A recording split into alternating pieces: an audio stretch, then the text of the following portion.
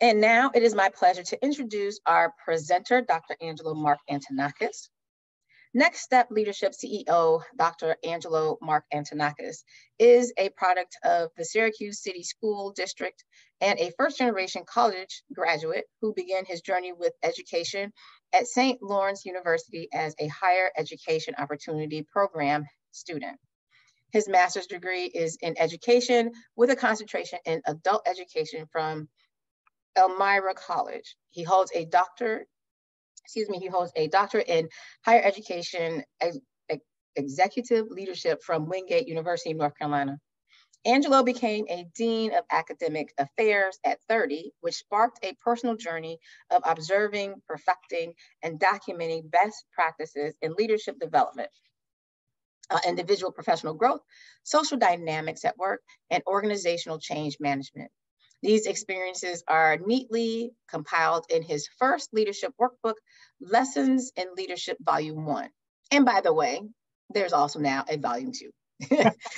Dr. Mark, I didn't even pay her to say that. I know. Dr. Mark Antonakis is the Associate Vice President of Academic Affairs for Rowan-Cabarrus Community College. And so now I am so happy to let Dr. Mark Antonakis take over from here and stop my sharing. Hi, Doctor. Good morning. Well, yeah, listening to it, I can't even believe it's me. It's like an out of body. Thank you so much, Evie. Good morning, everybody. Thank you for sharing your time with me today. Sneak peek, like I said before, please go ahead and download the presentation. It does have some cool recipes attached to it that are kind of, they're for some, especially our student population, I would say you could see them as an opportunity to be survival recipes as well. Today, I'm going to do some topic framing. What you will see today is before each recipe is another topic frame that we're going to be going into. So today, I'm going to talk about my personal journey with food, what that means to me, what that looks like as a young man growing up in the inner city of Syracuse. And then going to work through the significance of food on our students, faculty, and staff, believe it or not, and using a couple different splices. So the international student as a splice, as well as locally here in Kannapolis City Schools. And then lastly, the last frame will be thoughts on what leaders in education could be doing or should be doing.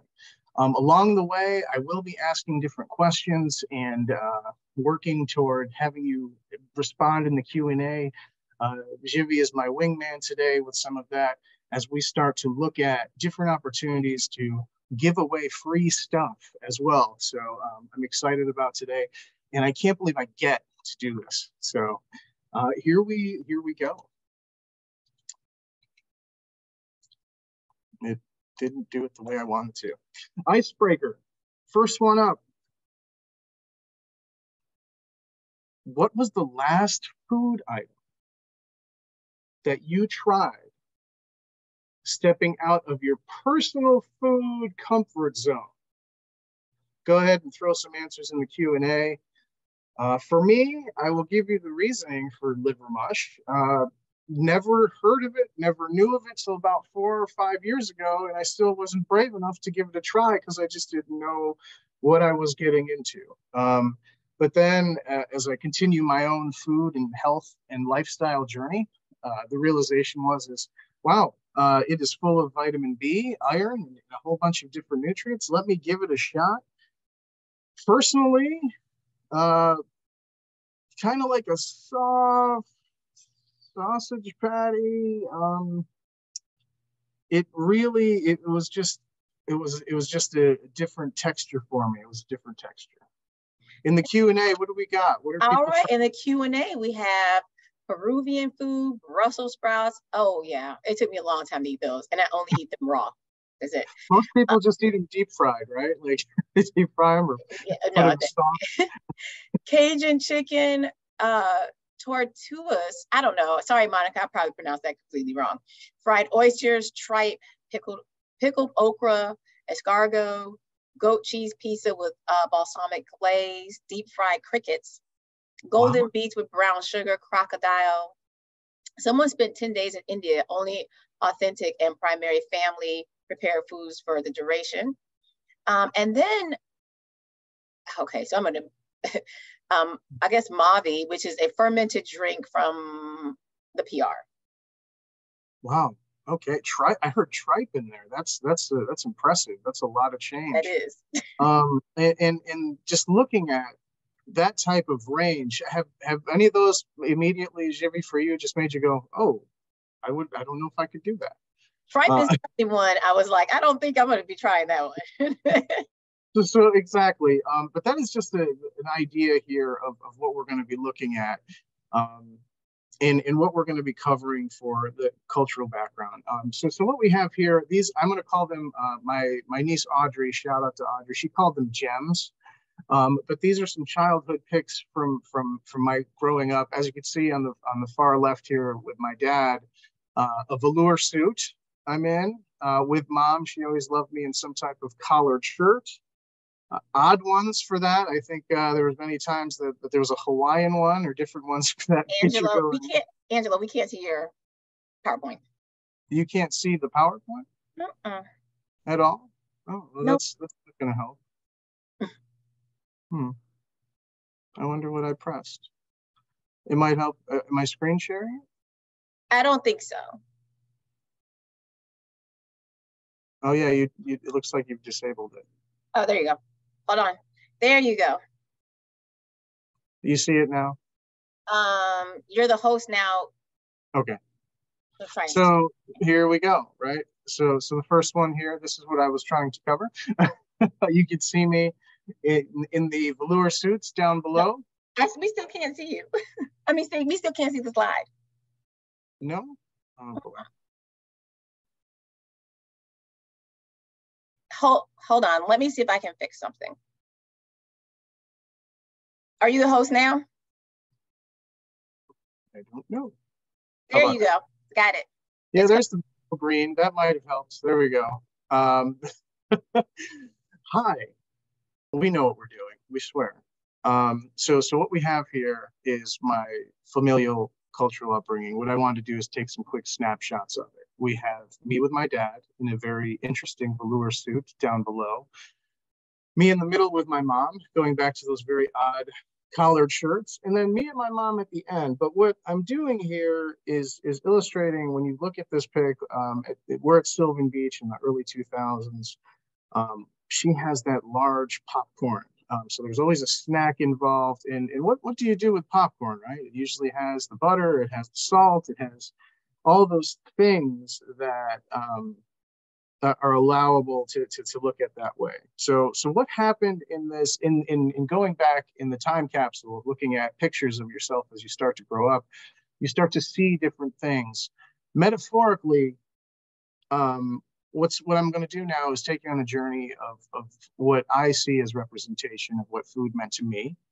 And you do have to look at yourself metaphorically naked in the mirror and understand what that looks like to be a part of your history and your context. My dad, Vasilios. The two words that I would use to explain my father were hard-nosed, mountain life. He grew up immediately doing work. He was a sheep herder and a goat herder. He slept on rocks in the middle of the mountains of Crete.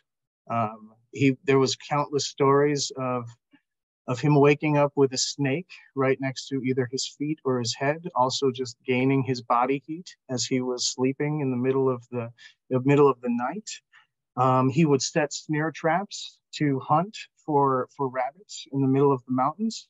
He was the local butcher. As I was growing up in Greece, we worked on an olive farm, and our family were the local butchers in two different areas, and people would send and bring food, bring animals to my father for holidays, and we were always busy regardless. He was also a part of a situation at the end of a Turkish-German alliance where the soldiers were coming through the mountains and, you know, removing people from the mountains and doing things of that nature. My grandfather was one of those individuals, and it left my father and his siblings just kind of roaming the mountains of Greece. So they would eat dandelions. They would put mini tiny pebbles with lemon and oil, if they had it, into a big pot and make a form of greens with oil and lemon to cover, and just try to have some sustenance with one egg between 6 or 7 people. And he grew up very poor, very hungry, and literally foraging for food and to keep his sustenance as he was taking on his role, and also a caretaker for some of his family. My mom, Barbara, the description of my mom would be a supremely selfless, caring, loving woman. In the very early stages of her life, she was the older sister and a caretaker with her younger sister that were sent to a group home due to family circumstance. And they grew up in a group home setting through, you know, something similar to the Catholic Charities. And her upbringing was poor, hungry, supremely rationed and or controlled food within a group home setting. So paint the picture of being 4 or 5 years older as a sister and taking care of a younger sister on top of the capabilities of living in those conditions and being the caretaker at such a young age. She also spent years and had a magnificent career working for Jobs Plus, serving these citizens on public assistance for Onondaga Community College in the city of Syracuse. So she spent a long time being supremely loving and caring to many people, but grew up very much hungry. Well, what does that mean? Can you see these pictures, Jimmy? What we have here are the gatherings or the examples of what holidays at Yaya and Papu's house would look like. Now remember, Mom, Catholic Charities, group home setting, Dad, mountains of Greece, running around foraging. Their idea of a holiday, their idea of a family gathering would be 40 to 50 people. They would set up 40 to 50 people would come through the house, and we would eat in waves. The significance of the pictures that you're seeing today are that there was only 4 people that my mom had decided to cook for in the 2 pictures on the left and the right. And in the middle, it was the picture that best illustrated what my mom was like and what the prep would look like. So I think we're a little bit more spoiled these days, but you could buy pre-cut celery, pre-cut onions, pre-cut varieties of vegetables that you would need to make a stock or to stuff a turkey or do some of those things. The menu of a family gathering. That's why it was so important to ask that question as the icebreaker, because it allows for this type of conversation. The menu: leg of lamb, lasagna, turkey, ham, stuffing, candied yams, rolls, deviled eggs, all kinds of different things. So as you can see from the table setting here, we have a full-blown lasagna, a pot of mashed potatoes, and 400 rolls, enough to take out an army and make them full. But this was for 5 people. There she is in her most comfortable setting. That is, at the time, my 4-year-old son, Angelo Basilios. He is basting. He's got his basting game going with Yaya at the table there as they do some of that.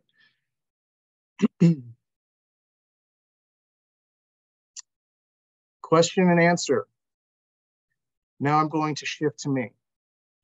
Describe to me in the Q&A, what does lunch with friends look like for you?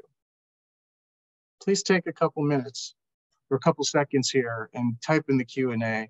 And G.U.I.D.E, if you can, please tell me what you see.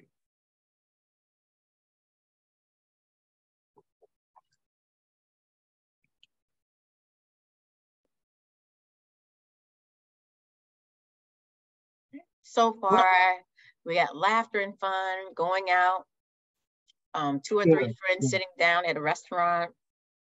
Going out, good conversation. So that's it, right? So the gathering is about the identity of the place. All right, we're going to Applebee's, right? Or wherever it might be, and what the catch-up would look like at lunch with friends. Next up, what does the food look like? What do you order first, right? So the waitress comes, what do you order first?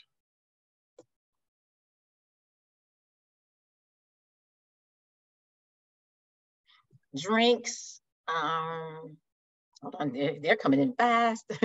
Main meal.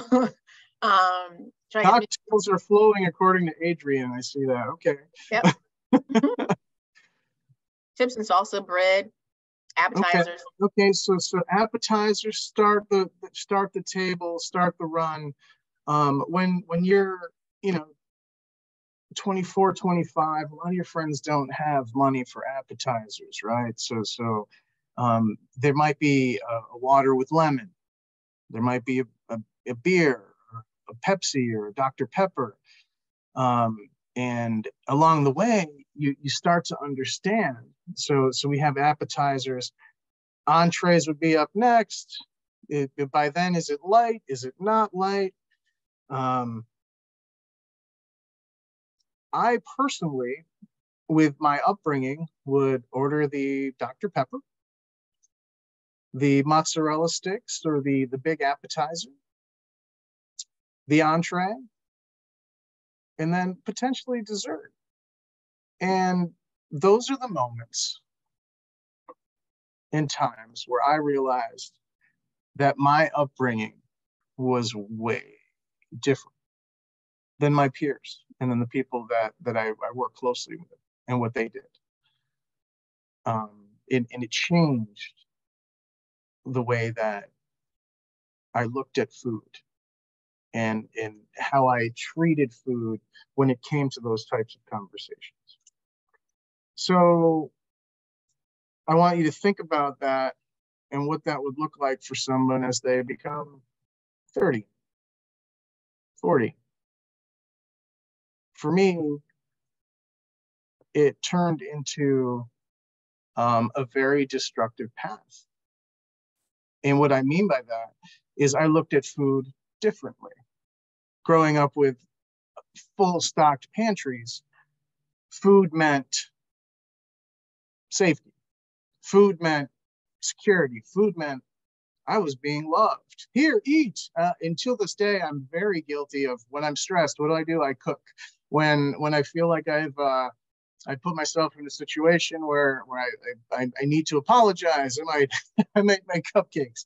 But along the way, because of the upbringings that I was used to, of scarcity, foraging, and controlled, there would be times where my father would make 2 plates at the table for no reason, and he wouldn't even eat the second plate.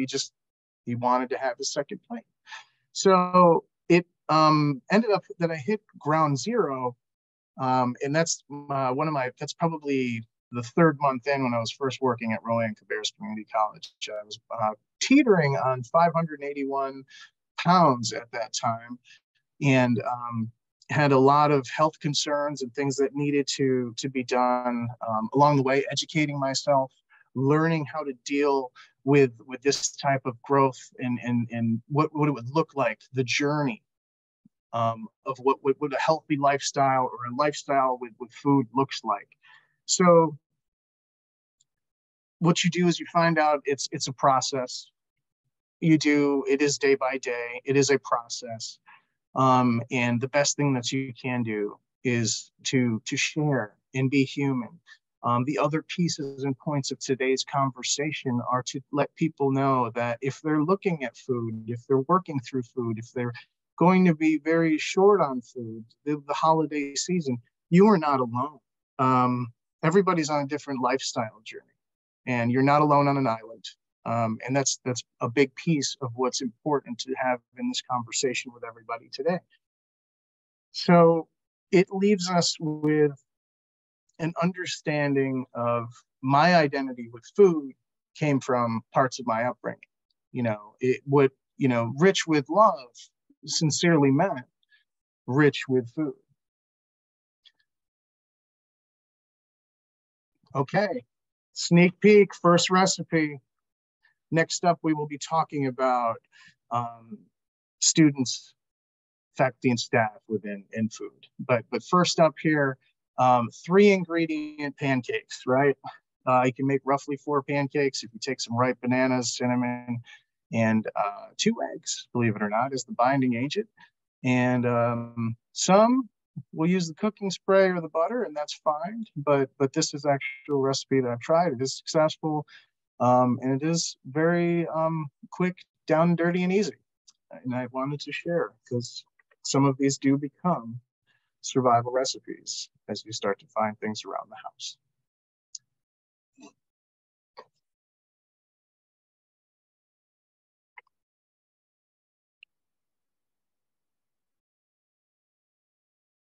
So what we're noticing and why food? Well, for me, it was my personal background and what that meant. But then when you start to dig in, it does leave me very much understanding that our community, our review and look at education in an academic setting also can implicate and imply a lot of different things with food. I'm going to talk about a couple different splices here today. The first one being an international student. Looking at the statistic here from 7 years ago, there were 4.3 million international students studying worldwide and attending different schools all over the world. They come from a wide variety of backgrounds, and what they're doing and how they're looking at food consumption across universities, across college settings, is really starting to take notice. Here locally, we are in the process of some very different things with food and how we look at serving our student population. And that's the other part of this, our local landscape. Here, I will use Kannapolis City Schools as the option because it is in the middle of Rowan and Cabarrus County. We currently have, as of statistics yesterday, there's a 38% Hispanic population, a 26.4 Black population, and a 26.3 white population, and 8% other. And I will also say that statistically, it is one of the only high schools in the country where students of a minority groups are graduating or graduating statistically higher than white students in the country. So we in completely in poverty, in almost 100% free or reduced lunch setting. And that's in our high school population. With the idea of this research about 4.3 million international students, give or take a couple of years with COVID, with this stuff in mind, what we're looking at here locally, as well as international, with international student population, what does the landscape look like for community colleges? Go ahead and type some things in the Q&A as you start to boil some different, some ideas here. Please feel free to add to the Q&A. What's the landscape of the community college look like?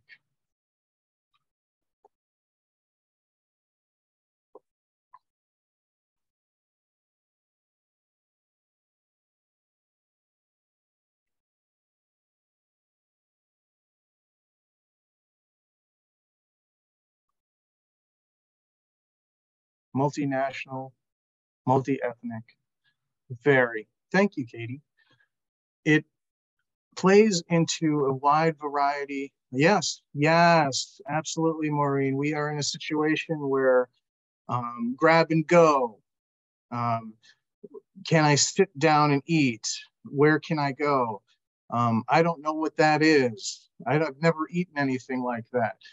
You are absolutely on.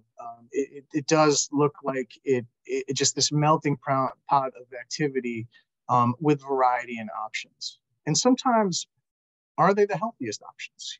Is the other part of that.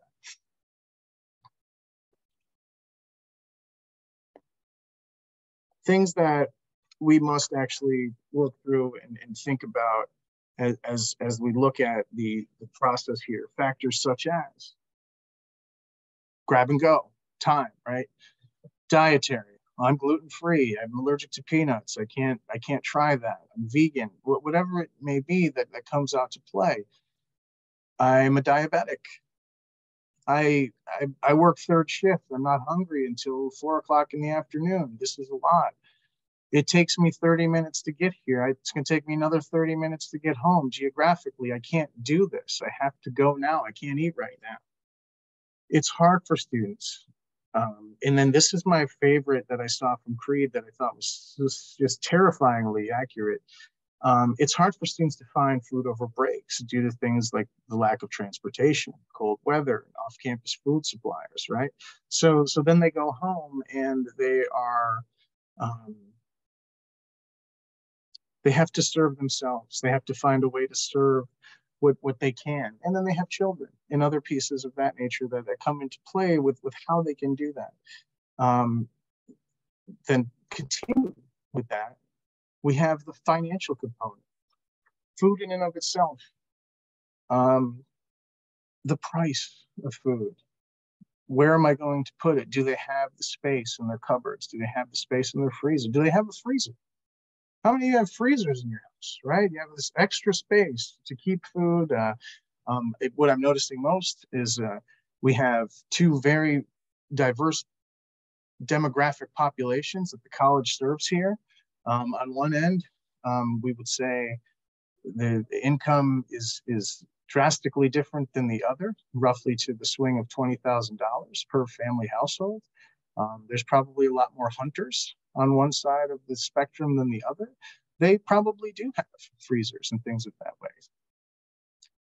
What do we do? What do we do about the way that looks like? And it comes down to how can you serve that? And this is the other side of that becomes your faculty, your staff, how they serve these students, and then how it looks when you're moving through even their own needs. Okay, first question, hypothetically, right? Take that in the mind frame of, what if you were put into a situation where you had to eat unfamiliar foods for all 3 of your meals every day for a year? Typical life of a community college student is at least 2, sometimes 2.5 years. Many students are on the go, as we can touch. You add in all the stressors, and here's the stressors that I could think of that I want to talk about. But in the Q&A, I want to learn from you. But I mentioned their coursework, childcare, family, work, bills, siblings at home that are sick, that need care. What other stressors? Type in the chat. The best stressor wins choice of Next Step Leadership swag. And I'm excited to see what we got here. What other stressors am I missing? What stressors did I miss? And I'd like to learn from you. Financial, we kind of covered that with the other one. Okay. Communication blocks. Taronda, that's very, very, very sound. That's a great one. I just learned that. Isolation. Christina, that's fantastic. Taking care of parents and siblings both. Yeah, the sandwich generation, it's real. It's real. So there they are in the middle, sandwich between taking care of their parents and taking care of their children. Transportation, romantic, post-trauma, relationships, housing, health issues, feeling homesick, Relationship seems to keep coming up. For our ESL population, is everything going on in the world with rising tensions in the respective countries? Yeah, it's hard to do from afar. How can I think about a sandwich right now when I'm not sure if my mother and father are going to be okay? Mental health and lack of support, absolutely. Lack of understanding and support from family, friends. I work at a medical school, and time. Thank you, Douglas. I appreciate it. Significant others. Okay, they can eat. I love it. Taking care of disabled family members. Uncertain living situations, Ryan, I'm with you. It's tough.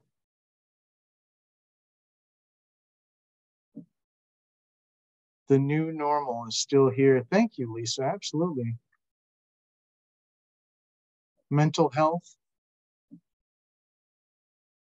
Securing a meal. There are not a lot of options. And we're talking about a campus specific within walking distance. Yeah, that's a great point. At one of the campuses, there's just a gas station. Not gonna lie, it's got the best ground coffee I've ever found, but there's not a lot of healthy, true options within a walking distance for some from a transportation perspective also. These are fantastic. I'm going to have to pick one. I'm going to imagine that I'm going to have to pick one. Jivi, I'm going to defer to you. The one that you did not know of, that was your aha moment, gets choice of Next Step Leadership swag. See how I do that? I'm going to defer to you on the one that you feel made you aha the most, and we will write their name down and get them some swag. I will mail it out to them.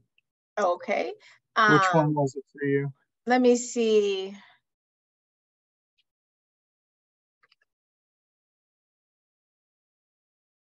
You know, I guess, to be honest, it was like for our ESL population, it is everything going on in the world with rising tension in their respective countries. I think that's really the one, because I like, that's not even something I thought about.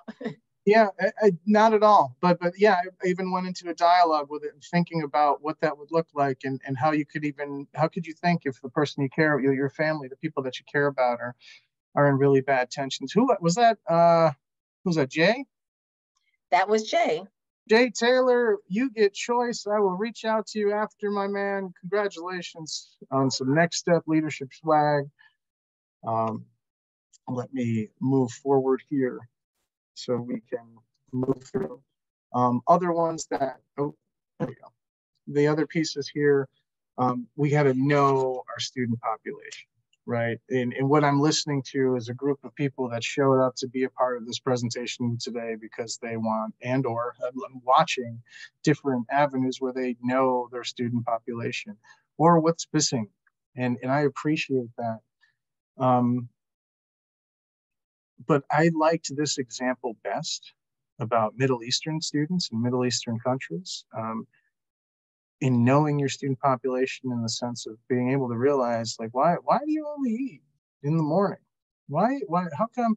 Because biologically, for 15 years, 20 years of my life, I've only been able to eat in the morning because it was 10, 20 degrees cooler in those morning hours. So I use that example of what it looks like to figure out your population.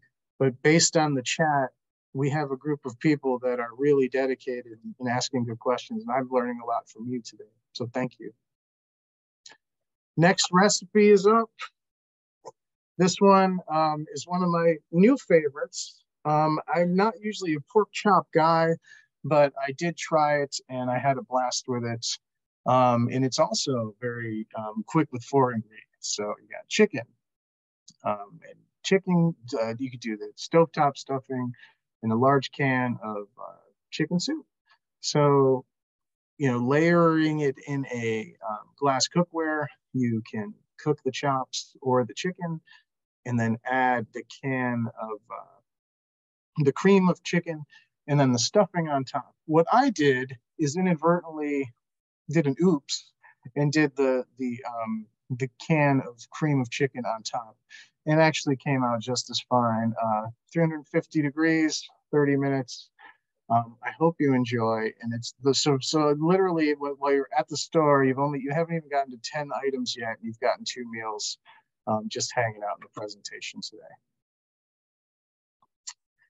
Next up, this is my shameless plug. G.U.I.D.E already hit it for me though, so I won't even get in there, but I could not come to any type of presentation without conceptually talking about and giving homework to leadership for academic institutions, without taking a look at what it looks like to run or engage students, run or engage the concept of how do we feed people and or holistically look at what they need. And this goes from a faculty, staff, and student perspective, not just one side.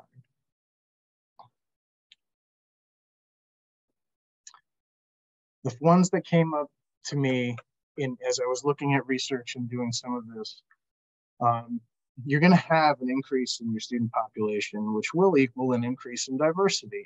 I think even in the chat that was mentioned, in the sense that we got a lot of different people coming from a lot of different places. And what I love too is that you mentioned age. You mentioned ages, you mentioned some of the pieces here that look like that. What can we do to educate students of the changes that they may experience when they come to an academic setting? So maybe it's within orientation, maybe it's within, an advising session. Is there a way to talk to them about the way that they look at food or what they're going to expect? Because they will run themselves, to the point of exhaustion and dehydration about their daily life and what that looks like. Student dining experience. I think someone mentioned that there's not many options at one of the campuses.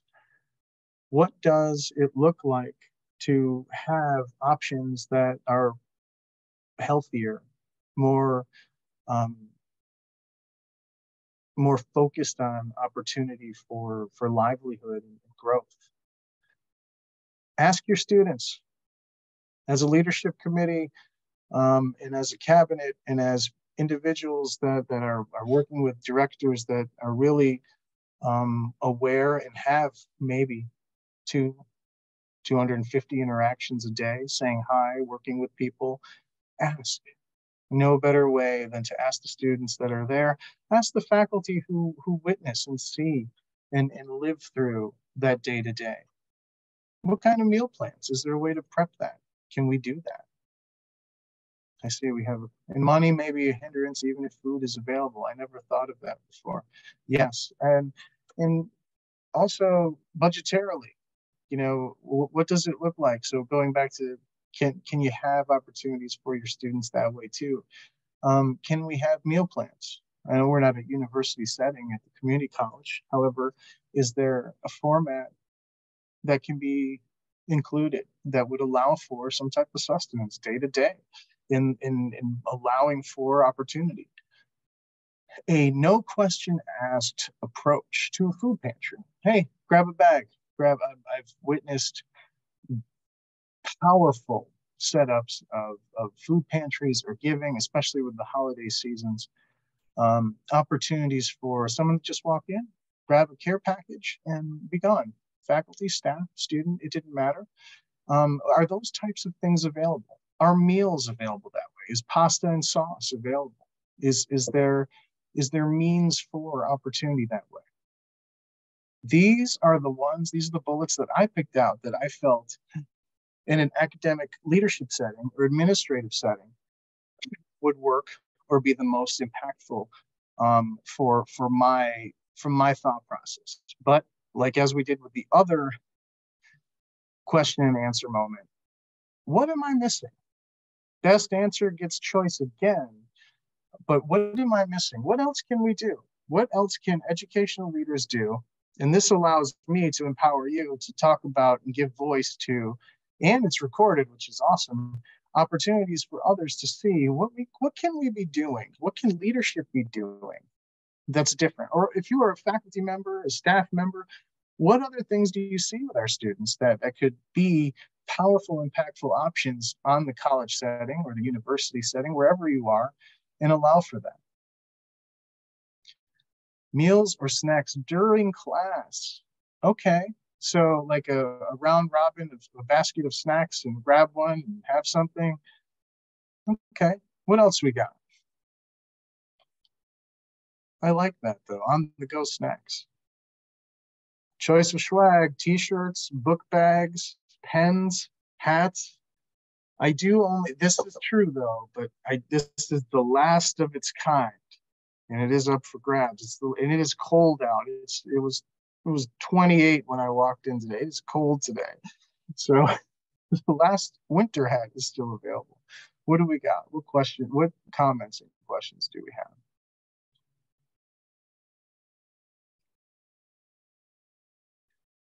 We have a food pantry and garden on our main campus, a garden. Faculty, staff, and students can all sign up. Deliveries are made once a week at all our campuses. Thank you so much, Lon. Now, who mans the garden? Who caretakes the garden? I wonder about that. That's good. Oh, okay. So in the intake, Laura talks about having a question that might trigger an opportunity there. Okay. Maureen talks about cooking demonstrations. Are the resources we provide getting to the students with the greatest need? Are we including staff who are historically the lowest paid? Ooh, being mindful of how we market and message these resources is so important. Christina right now has the mind blown moment of the chat. I like it. Office hour snacks. Candace is still working with it. We just have like a quick chat and have something in survival mode. Everything's free. Oh, no, but do you guys like cultivate and grow in the garden? Like that's what I meant. It's like, are the vegetables homegrown, like in this garden? That's what I was trying to. Teaching students how to cook. Yeah, it's a lost art. It's a lost art. I think it's funny that somehow chat is disabled, but you just chatted. I don't know. I'm not sure how that works. Help her out, Jimmy. There is a garden at North Campus that is manned by store. Awesome. Awesome. Part-time gardener. Yes. So let me just, I kind of said this at the beginning, I think, just so you guys know, when you enter into a session that is not a 90-minute session today, chat is unavailable and the Q&A has to be used instead. Only 90-minute sessions have the chat available. Vending room and okay. All right, Jivy, you got it. Pick two. Pick number two. Who do you got? What did you learn? Okay, let me see. Give me 1 second. So right now we got Jay from ESL in the first one. And who do we have for number two? Who did you get your aha moment from the Q&A?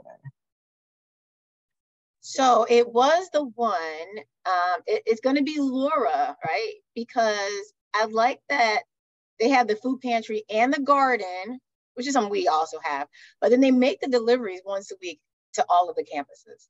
That really did stand out. Yeah, that's pretty powerful.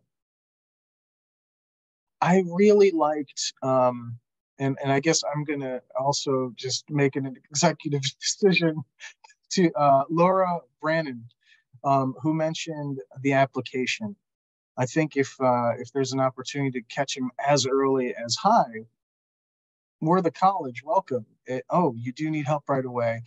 I love that too. So Laura, you also, so two Lauras and a J at this time. Thank you so much for playing and giving me some really good ideas.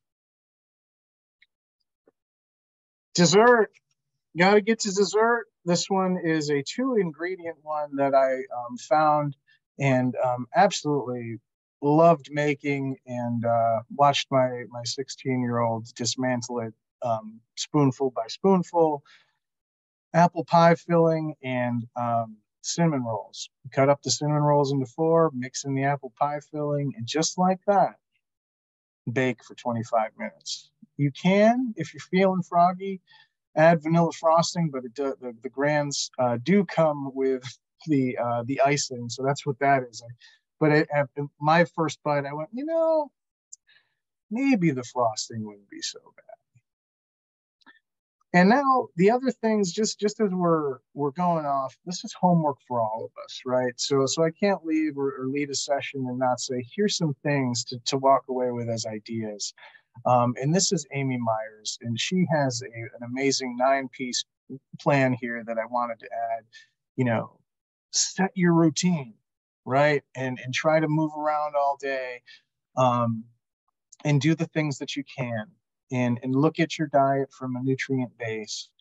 Are you giving your body the sunlight it needs? If you can you incorporate some type of activities that keep you going? The big one that I'm learning about, my personal challenge that I'm guilty about, sleep. Trying to get to 6 to 8 hours. I've never been able to do that, and it's something that's hard for me personally. So. And then what do you do to relieve your own stress? What kind of activities? What does unplugging look like for you? And staying grateful and being in the moment and cherishing opportunity and cherishing things, and having that gratitude that comes with life. Next up, this is a shout out to Leslie Schaefer-Ariba. She sent me to as we were building out our conversation, and I wanted to share them with you. They are supplementals, so you guys can have these as well. These diagrams, you can put them up, you can share them, you can give them to everybody but ways to wellness from a different perspective. What does it look like to pick up a new hobby? Does it change? Does it cause different twitch for you? Your different things that you're looking at, your intellectual pieces, podcasts, travel.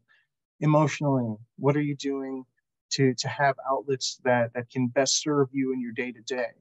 Your spiritual journeys, yoga, journaling. I'm actually therapeutically just holding a pen right now. I'm not writing anything, but it's one of my methods in building my own journal. Environmentally, I thought this was great. What does it look like to have a healthy living area? What does your environment look like? Having natural light available to where you are.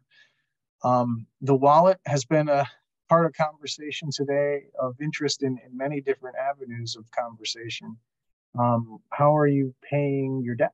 How are you managing your money?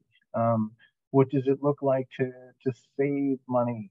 Are you saving money? Occupationally, your work-life balance, your passions. What is the positive things that are taking place with your work in the type of work that you're doing?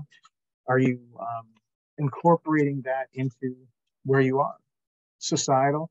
I think that she does a great job of trying to do that. And also when I got this from Leslie, I started to think about it, not only us as educators or individuals that work in this field, but what does it look like for our students? How can we share these types of tools with our students to give them the opportunity to step out of their comfort zones, be open-minded, and try some of these things?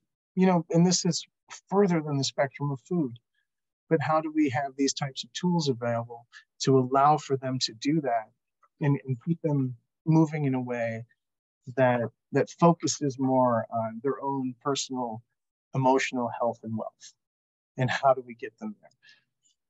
And then the wheel is just a magnificent tool and visual to kind of work through that.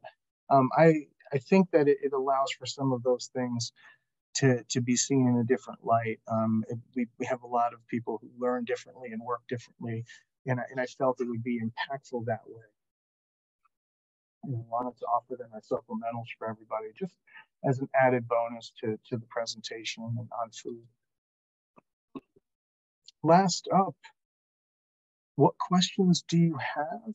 I think we're good on time, but I did have some questions to lead. If anybody had questions, please add them to the Q&A. We'll try to work through them. But what are our thoughts as in academic settings on dining halls and buffets? Are they the right types of beneficial food, beneficial content for people to be putting into their systems on the daily. And also, I saw, I think Sue Cunningham said she did live in a dorm, you know, and how was it? And she said that there was fresh fruit and things of that nature. So I just leave those there. The big one that comes up a lot is, do we dismiss what we don't know as adults? Right? So, oh, I'm going to try liver mush. Do you want any? Ugh, no thanks. I couldn't possibly eat that. Well, research says it's pretty high in vitamin B and iron and everything. Do we still dismiss things? And it's funny because Jibby's reaction earlier was, yeah, there's a couple on that list that I don't think I'm trying. So it goes back and forth with all of those things. And lastly, I'm going to say not yes, but heck yes. Is it cheaper to eat bad or unhealthy? Absolutely. When I was growing up, you know, a bag of Doritos, the little bags were 25 cents. You get 4 of those, you're good for 6 hours. It really hasn't changed that much. Is it cheaper to eat bad and unhealthy and still have sustenance? It could keep you going. And that's what I think we're battling the most in any form of social setting is, you know, how do we be cost effective and still healthy? And what does that look like? What are you guys' thoughts?